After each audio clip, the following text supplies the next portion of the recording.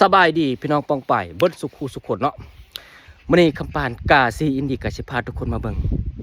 บ้านนอกประเทศเกาหลีใต้พี่น้องมาเบิ่งนำกันพี่น้องนี่เห็นบ่พี่น้องโคตรสะอาดเลยพี่น้องนี่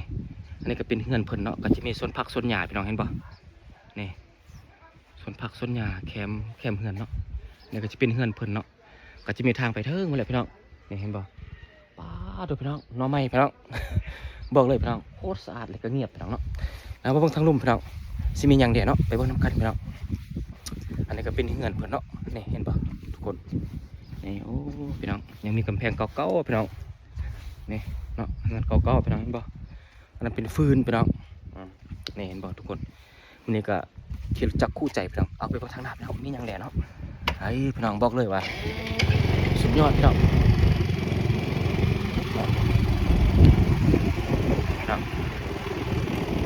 นี่พี่น้องมีทงนาพี่น้องเห็นบ่ไอ้พี่น้องเอ้ยนี่เส้นทางกับประมาณนี้พี่น้องเนาะสะอาดแต่ก็โคตรเงียบพี่น้อง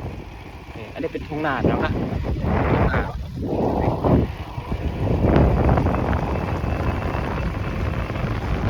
นี่พี่น้องอันนี้ทงนาเนาะเป็นนาของคนเกาหลีใต้พี่น้อง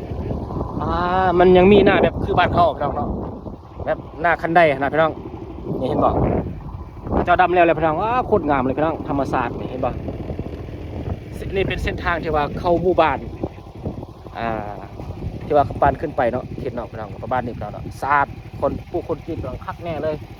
มีเพ่ทางนี่โคตรมาตรฐานเลยพี่น้องเนาะเอานี่ก็เป็นทงนาเนาะเจ้าดำหักกันแล้วพี่น้องเนาะเขียวงามพี่น้องโอ้ยเนาะนี่เห็นบ่นี่ก็ธรรมศาสตร์พี่น้อง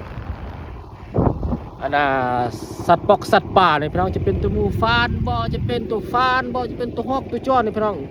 อยู่คู่กับคนพี่น้องเนาะคนบ่ทำลายก็อยู่คู่กับคนพี่น้องไปมาเห็นกันสิพี่น้องมันบ่ย่านคนเนาะนี่เป็นทงนาพี่น้องเนาะ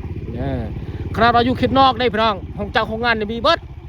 แบบเป็นเวียกห้องฮับคนที่ว่าอยากเฮ็ดเวียกอยู่ห้องจ้างโรงงานเนาะคนที่เฮ็ดการเกษตรก็มีหลายพี่น้องเห็นบ่อันนี้ก็เป็นส่วนมักแตงเนาะส่วนมักโม่ส่วนมักเล่นส่วนมักเพชรอย่างต่างๆพี่น้องบีเบิดพี่น้องเนาะไปทางพุ่นก็ชิมี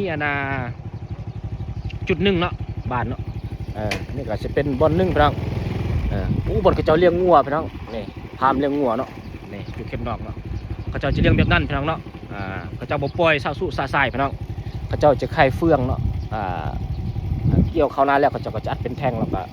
เอาไปขายให้พ่อค้าที่เขาเจ้าเลี้ยงงัวเนาะงัวใหญ่เนาะงัวนมพี่น้องเนาะงัวจะพระเจ้าเฮ็ดแบบราคาแพงเนาะนี่ก็เป็นต้นมะแตงพี่น้องบรรยากาศเนาะเอาลืมติดตามกับปานกาซีอินดีเด้อก็จะได้รับชมสิ่งใหม่ๆจากกับปานเนาะบ๊ายบายบดสุขุสุขคน